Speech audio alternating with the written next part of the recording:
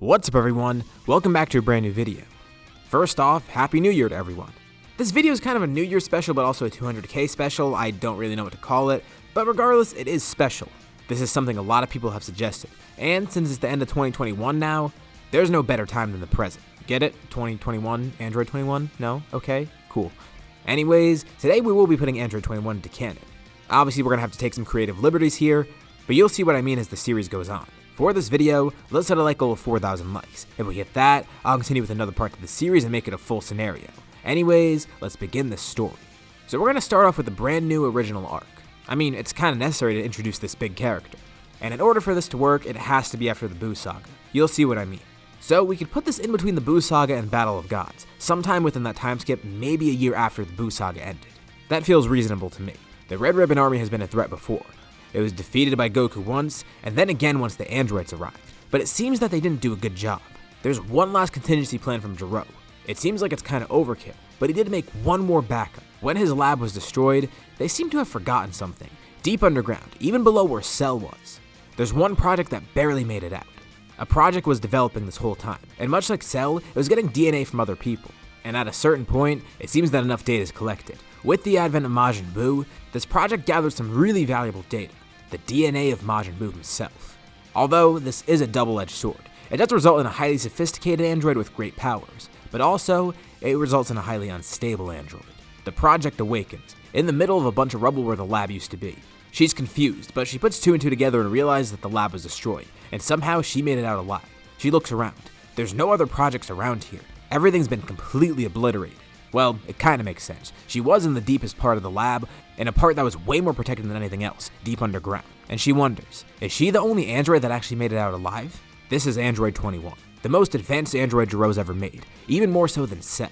Although that great power also brings along great uncertainty. With the addition of the Majin cells, she's now mutated. She could probably even go berserk at some points without even realizing. She begins researching. She wants to see if there's any other androids around, and especially wants to see if Goku's still alive. He is the main target after all. And then after that, she could do whatever she wants, gain more power, gain more data and intelligence, and most importantly, eat a bunch of good food.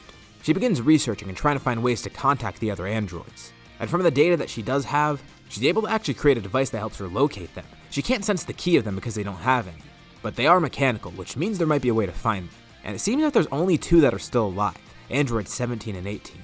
That's weird, she would have expected Cell or something, but she might as well check this out. Maybe the androids actually made it out alive, killing everyone and fulfilling the goals of Gero.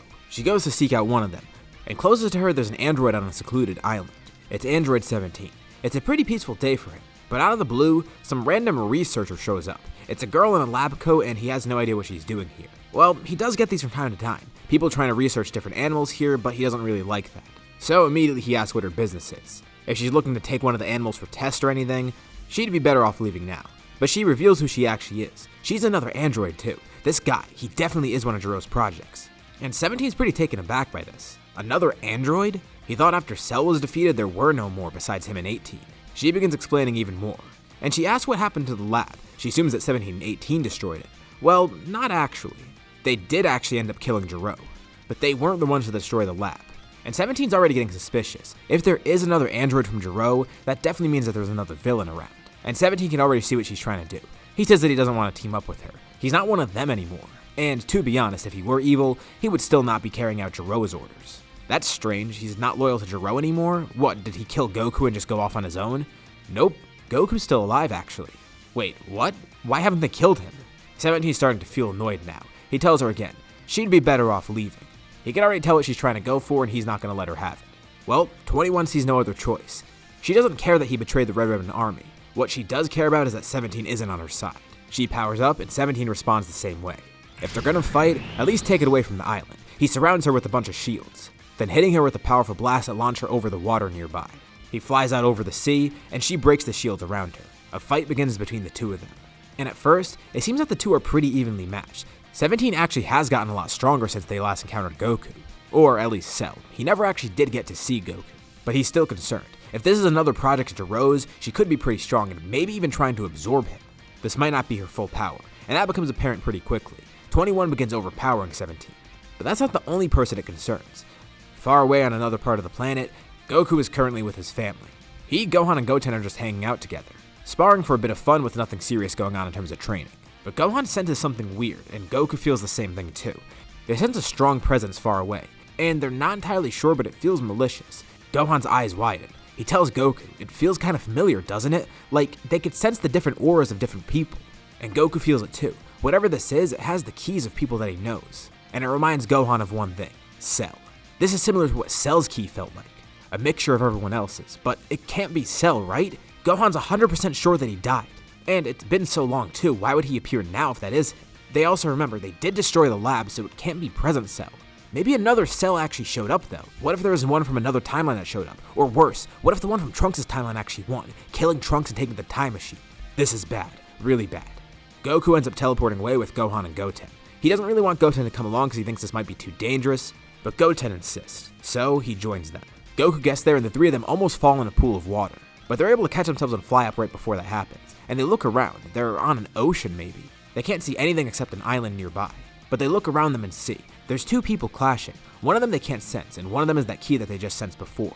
The two people stop fighting, immediately recognizing who these people are, and Goku has no idea what's going on, but Gohan knows who one of them is. That's Android 17.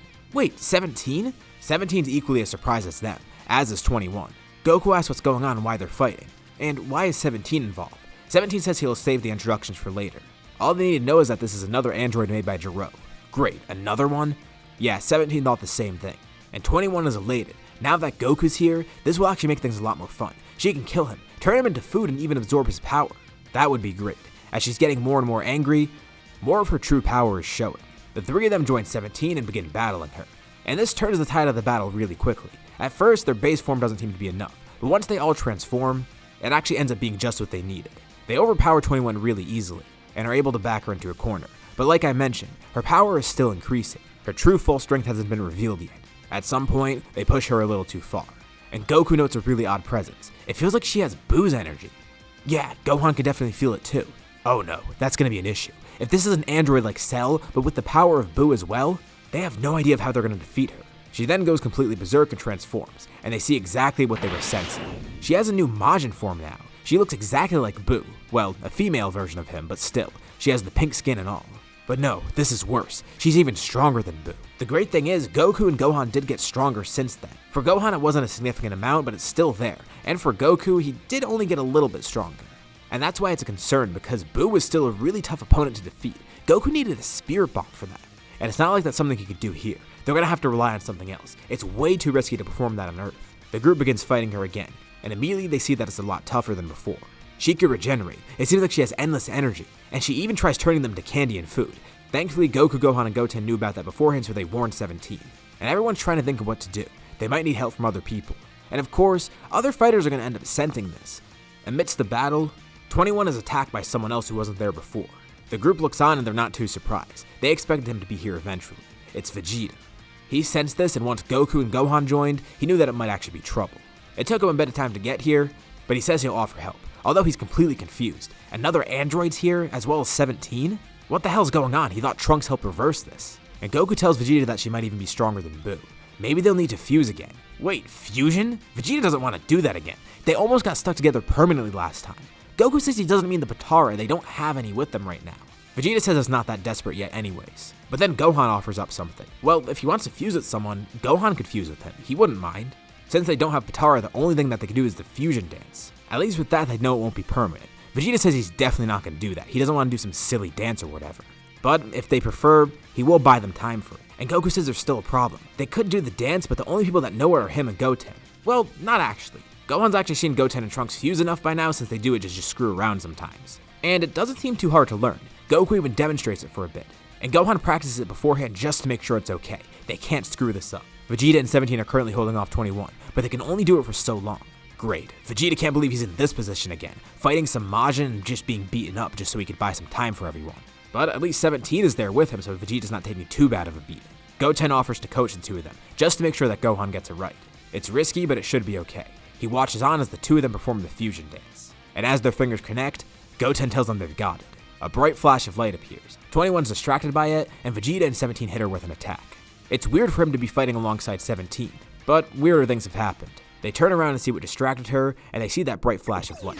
That clown actually did it. He pulled off the fusion dance with Gohan. As the bright light dissipates, a new fusion is revealed there. He looks, well, he doesn't look too different. I mean, it's Gohan and Goku, they already look kinda similar. The fusion goes up to 21. Damn, it's gonna be tough to come up with a name now. Like, what does he call himself? Goku? Gohan? You know what? Just use the last parts of each of his name. How about Kuhan? Yeah, he can't really come up with anything better, so he'll go with this. And it is what Dragon Ball Fusions uses, so hey, it's kind of an official name. Anyways, Kuhan begins fighting 21. Now this is gonna be interesting. Before, the fusion between Goku and Vegeta was really strong, but this is still strong in its own right. Instead of two rivals fusing, it's father and son fusing. They would definitely be really compatible. But the unique thing is it's a hybrid Saiyan with a pure Saiyan, and the two of them actually have different peaks in terms of power. In base alone, he's actually able to fight 21 somewhat well. And she actually does have data on this. They fused. Honestly, she should have expected that, but she'll turn them into candy. That'll at least help. Kuhan dodges. Yeah, part of him's been turned to candy before already. And it did turn out okay before, but he doesn't really want that to happen again. And Kuhan has a good mindset going into this. He knows he needs to finish this fight quickly. As for Gohan, it reminds him of Cell. He knows not to screw around. He's not going to make another mistake against another android. And as for Goku, he thinks back to Boo. It's weird too. He asked for a reincarnation of Boo, and he kinda got one. Well, he doesn't know that she's not actually Boo reincarnated. But the idea does cross his mind.